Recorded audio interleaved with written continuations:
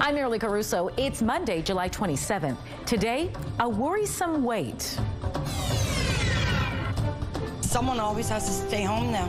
We can't go out as a family, and it's sad. A Winnipeg mom speaks out after police left her teenage son waiting hours for help while an intruder descended on their property. And receding fears. What protective flood measures are being removed in Brandon? Plus, a rough go of it. The saga of a stolen Winnipeg puppy and how it's doing now.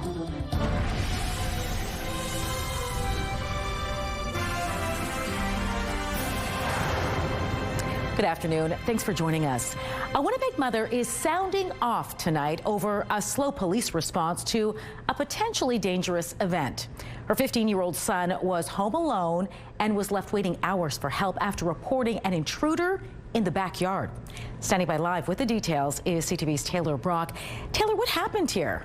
Well, Marilee, Crystal Waters, who lives on Alexander Avenue, says she and her husband were out grocery shopping Saturday morning when they got a camera security notification. It was every parent's nightmare. Someone was lurking on their property and their son was home alone. Watson's now seeing this man running through their driveway and into the family's backyard. And as you can see here in the footage, the man peers over the family's fence and into her neighbor's backyard. She says he also appeared to be scoping out her house. Watson immediately called her 15-year-old son and told him to get away from the windows and lock the doors. The mother and son both called 911. Watson says it took around 5 minutes to get through and 2.5 hours before anyone came to the house. And well, by that time, the man was gone. The ordeal's shaken the family to their core, Marilee. They moved here from Ottawa more than a year ago, but are now concerned about Winnipeg's property crime laws. There's nothing that they could really do because, like, he wasn't here. They said that, oh, you didn't say he was breaking in, so it wasn't a priority. They're like, you're lucky that there was no trespassing sign, because if he was still here with that sign, they could give him a ticket, but that's it. But if there is no sign, he's able to set up shop in our yard. Someone always has to stay home now. We can't go out as a family, and it's sad. In Ottawa, the response time would have been 5 minutes for a minor calling. We have never seen this much, ever. And this isn't the first time the family's had a brush with theft here. On Mother's Day, someone jumped their gate and the family's new barbecue was stolen while it was still hot from use. Taylor, is there anything this family can do to better protect their property? Well, they're hoping so, Marilee. After that first incident, the family put boards on their gate to make it higher, preventing someone from jumping the gate again. But after the Saturday, they realized it can be unlatched, so they're now getting a very good one. Now, despite all of this, the family isn't being driven out. They say they're proud to live there and hope community members can work together. We've reached out to police for comment on this ordeal, but have not yet received a response. Now, Joseph Bernanke spoke with the son, who's understandably now fearful at home. He'll have more on how the teen's coping coming up tonight at 6. All right, looking forward to that. Thanks, Taylor. The city of Brandon has begun removing protective barriers as river levels there continue to drop. In a social media post, the city says it's already started taking away super sandbags along First Street. It's also now dismantling inflatable flood protections and is cleaning up around homes which had flood barriers in place. The city says the work is going to take some time and it's asking residents to give crews space to do that work safely. Drivers should also expect some delays in the area. The Assiniboine River peaked on June 13th. Meantime, the province is expanding its flood recovery assistance to include several additional communities. The Manitoba Flood Recovery Program helps homeowners in hard-hit areas who may not qualify for other aid if flood insurance was available for their properties. Now, these are some of the communities which were just added to the program. Both the city and RM of Dauphin, Grandview Municipality, the RM of Lakeshore, and the RM of Riding Mountain West are just a few of the new additions. The program does not provide full compensation, but it can be used for basic and essential needs such as repairs, cleanup, and mold remediation, or housing and meals if you had to leave your home. You can find all of the details by visiting manitoba.ca/MFRP. Election season is underway here in Manitoba, and Friday, 3 municipalities elected new mayors and councils. The village of Dunotter elected Kathy Magnuson as its new mayor with more than 58% of the vote. Winnipeg Beach also has a new face leading the way there, as Terry Kaloff secured 863 votes, good enough for 57% of the total votes to claim the mayor's chair. And lastly, over in Victoria Beach, no one ran against the incumbent mayor, Penny McMorris, who was elected by acclamation, but Elizabeth Murray, Rob Monkman, Graham Randall, and Ian Chasday were the 4 candidates elected to council. One man has been arrested and charged after police say he threw bricks and rocks into windows of multiple homes and a school over the weekend. 6 homes and a high school in the Crescentwood area had their windows and glass doors damaged. Now, in some of these incidents, police say the suspect confronted the homeowners, threatened them, and then stole items. When police arrived, the suspect was seen walking down the street with a broken liquor bottle. The 35-year-old man is now facing several charges, including 7 counts of break and enter. Police estimate damage costs are around $25,000. A happy ending tonight to a tale that started with a missing foster puppy in Wolseley. Brownie's litter mates were excited to welcome her back home after she disappeared from a yard in Wolseley last week.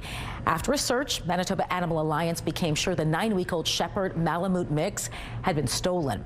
Then on Friday, a social media follower notified the rescue group.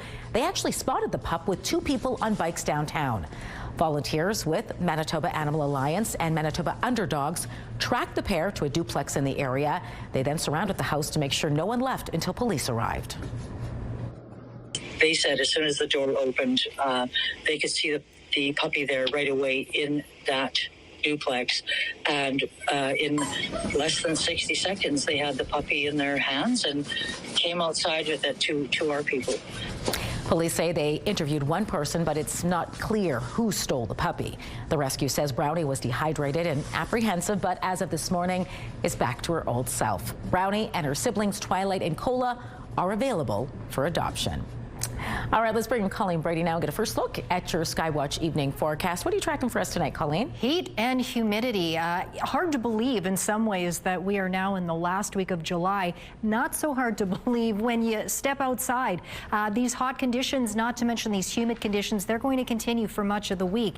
As for how things look, here's a picture right now. We've had a little bit of non-severe thunderstorms just clipping the southwest corner of the province. Otherwise, it's been sunny. It's been very warm. Heat warnings now expanded to include pretty much all of southern Manitoba, still very much including Winnipeg, and now Northwestern Ontario has joined the heat party. It will be hot, it will be humid for days to come. I'll have more details on that and a look ahead to the rest of your week's forecast. But for now, let's take a look through the CTV Live Eyes brought to you by Bathfitter, your bath and shower experts for more than 40 years.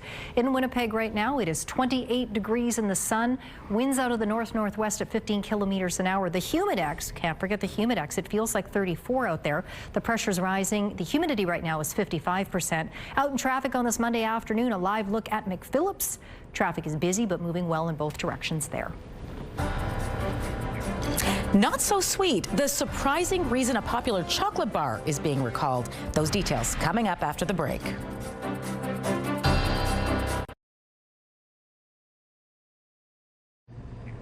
NVIDIA is working on a new round of deals worth more than $750 billion U.S. BNN Bloomberg's Marilla Fernandez has the details. It's another example of what's called circular financing, when suppliers take stakes or finance companies that use its products. One partnership is with SK Hynix out of South Korea. It's worth $500 billion U.S. SK Hynix makes memory chips. NVIDIA is also reported to be providing $250 billion U.S. in funding for OpenAI to lease computing power. The concerns about one tech company financially backing another sent NVIDIA shares down today.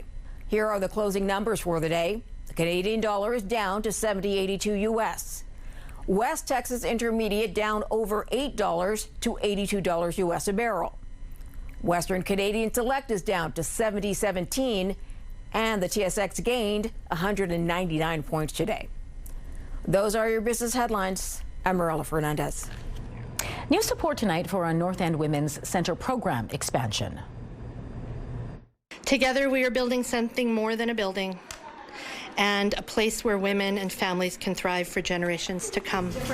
The Manitoba government is providing $459,000 to help Nuke expand its transitional housing program. This brings the total investment to $1.34 million. The planned development on Selkirk Avenue is adjacent to the existing facilities.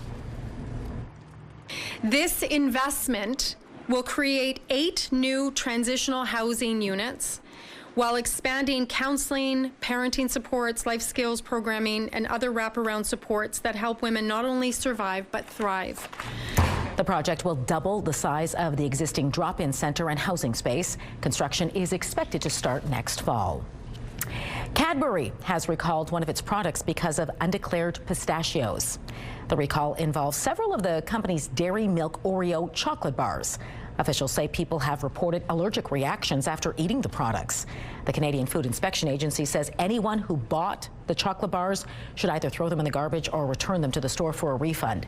A food safety investigation is underway, and the recalled products are being pulled from store shelves. Speed puzzlers took over Winnipeg this weekend for the first ever Manitoba regional speed puzzle competition. Around 100 participants from Manitoba and right across the country gathered to see just how fast they could build a 500-piece puzzle. The competition was divided into 3 categories: individual, pairs, and teams. Rebecca Waddell, the founder of Manitoba Speed Puzzlers, says speed puzzling has an added extra layer of enjoyment to a hobby she's been doing for many years. I just love that it's taking something that I love and adding that challenge of, can I do it faster? Can I beat my time before? Like, you're not trying to necessarily beat the other people in the room. You're trying to beat yourself to do better, to be faster, to hone your strategies. And I really like that part of it. The top individual puzzler at the competition was able to finish their 500-piece puzzle in just 41 minutes. If you're interested in trying your hand at this, Waddell encourages you to check out the Manitoba Speed Puzzlers Facebook page. Cross the line, I'll call you bluff. Promise when push come to shove, but you don't want that smoke. Better the devil you know than the devil you don't. A platinum performer is bringing his unique style of country music to the stage here in Winnipeg. We have all those details for you next in Spotlight. Pull the trigger. Try your... Have a news tip? When you see news happening, let CTV News Winnipeg know. Text your tips, pictures, and videos to 10400. That's 10400. Message and data rates may apply.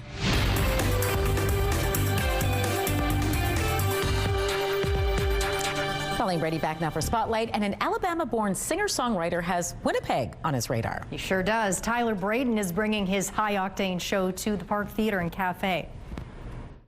Promise when push come to shove, but you don't want that smoke. Better the devil you know than the devil you don't. The country powerhouse is best known for songs like Devil You Know, which went platinum, and God and Guns N' Roses. The show kicks off on November 3rd. Tickets go on sale this Friday at 10 a.m. through Live Nation. The Odyssey continues to dominate the box office for a second week. Does it ever? Summer's biggest blockbuster took in $87 million U.S. in ticket sales, according to studio estimates Sunday. We won the war.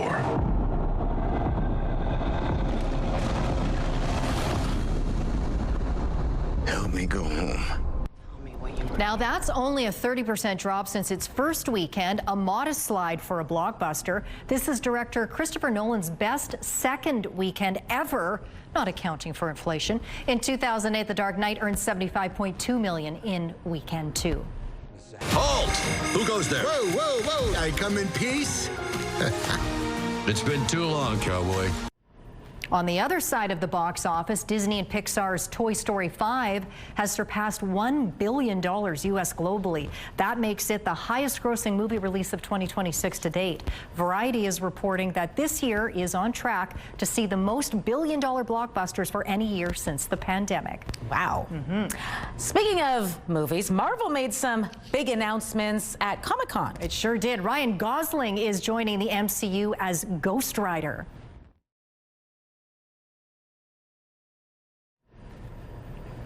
The film is scheduled to come out in 2028. Now, fun fact, Gosling's wife, Eva Mendes, played the love interest in the original Ghost Rider films, which starred Nicolas Cage. Also, Marvel will be introducing a new Black Panther. David Johnson will take up the mantle in Black Panther 3. He plays the son of the original Black Panther, played by the late Chadwick Boseman, and Ryan Coogler will be back to direct. Meantime, Marvel also used the panel to promote the upcoming Avengers Doomsday.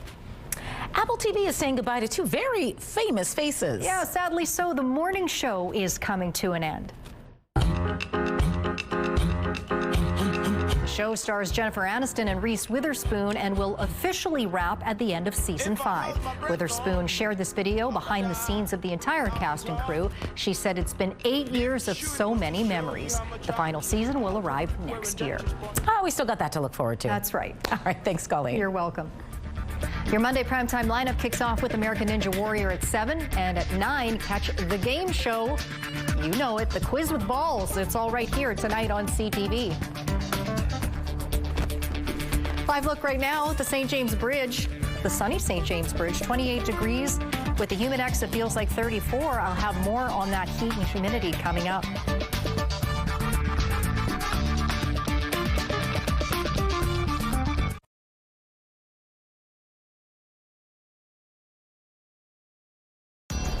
Women's clothing provided by RW & Company. Salon services provided by S&T Spa Salon. Canada geese can be unpleasant normally, but the birds are even meaner right now than usual. It's currently molting season for the birds, which sees them shed all of their feathers and then grow new ones. During this time, they're unable to fly, and many choose to stay near water to easily escape predators. Experts say because they're vulnerable, they become more defensive and aggressive if approached. Don't worry though, molting season is going to end soon in early August.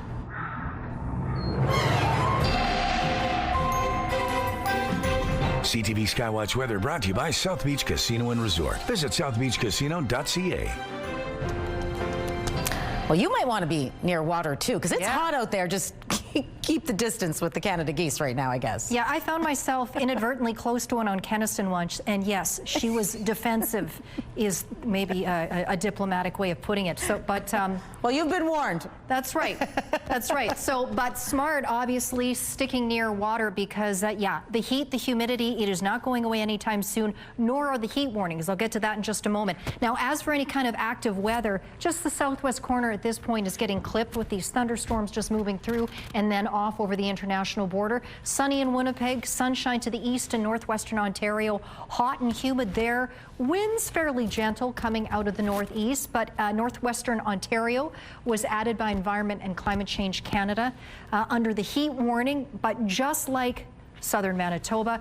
Basically, on either side of the border, we're dealing with the same conditions. Hot highs hovering around 30, humidex values in the mid to upper 30s, and then not much relief at night with overnight lows in the upper teens or low 20s. That's going to continue for the bulk of this last week of July. Hard to believe we're here already, but here we are. Here's a look at those temperatures. 27 in Kenora, back in Manitoba and Winnipeg and Steinbach, 28 degrees. A lot of communities right at 28 right now, including Brandon in the north. Warm there today. 26 around Flin Flon in the Paw, 22 in Thompson. Churchill, 21 degrees there. Same thing with Gillam.